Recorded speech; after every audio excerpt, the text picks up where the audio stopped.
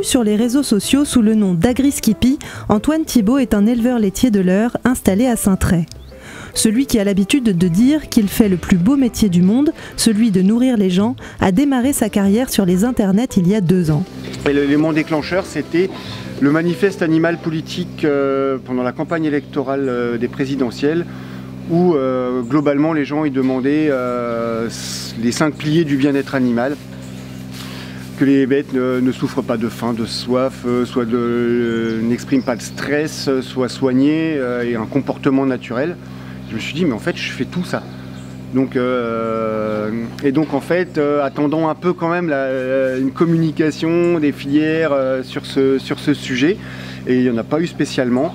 Je me suis dit en fait moi tout simplement je vais montrer ce qui se passe sur ma ferme, quoi. Salut à tous, première vidéo d'Agri-Skippy. Donc je m'appelle Antoine Thibault et on va faire une petite visite dans ma ferme pour parler du bien-être animal, parce qu'on a vu des vidéos, on a vu des reportages à charge sur ce sujet, et je voulais vous montrer comment ça se passe dans une vraie ferme, une belle ferme, la plus belle du monde parce que c'est la mienne. Alors mettez vos bottes et on y va. L'agri-youtubeur compte 15 600 abonnés sur YouTube, où il publie 2 vidéos par mois, et plus de 10 000 abonnés sur Twitter. Sur Twitter, je suis beaucoup plus actif, je donne des nouvelles de la ferme, où j'interviens sur des sujets politiques, d'alimentation. C'est un rythme quotidien, mais j'y passe au moins 1 heure, 1 heure et demie par jour, hein. Moi je pars du principe que effectivement il y a des exigences à avoir sur le bien-être animal, et que depuis des générations on va de plus en plus dans ce sens-là, et qu'il faut par contre il faut nous laisser le temps de nous adapter, parce qu'on fait un vrai métier, on est chef d'entreprise, et c'est pas forcément toujours facile. Parfois des peurs infondées aussi, mais il faut les expliquer, et ça sert à rien d'insulter les autres, parce que ça coupe court à tout débat au final.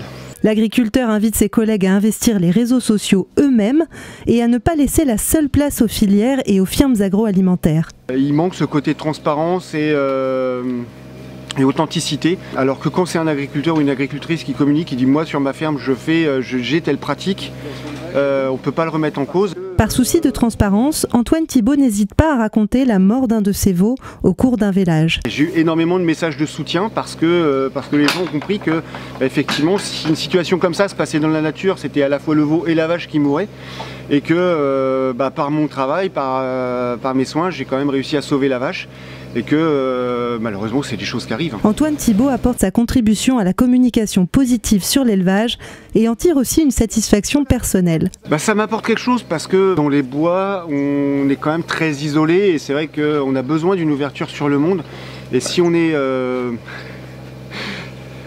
est centré sur ces problèmes, on oublie que les autres ont des problèmes. Et je sais que dans les gens qui me suivent, avec qui je discute, voilà, il y en a, ils vivent dans une tour de béton, ils descendent de cette tour pour rentrer dans un tunnel sous terre, prendre le métro, ils ressortent travailler dans une autre tour de béton, et je me dis que mes conditions de vie au final elles sont quand même pas mauvaises par rapport à plein d'autres personnes qui vivent en France, et qu'on a chacun nos problèmes, hein.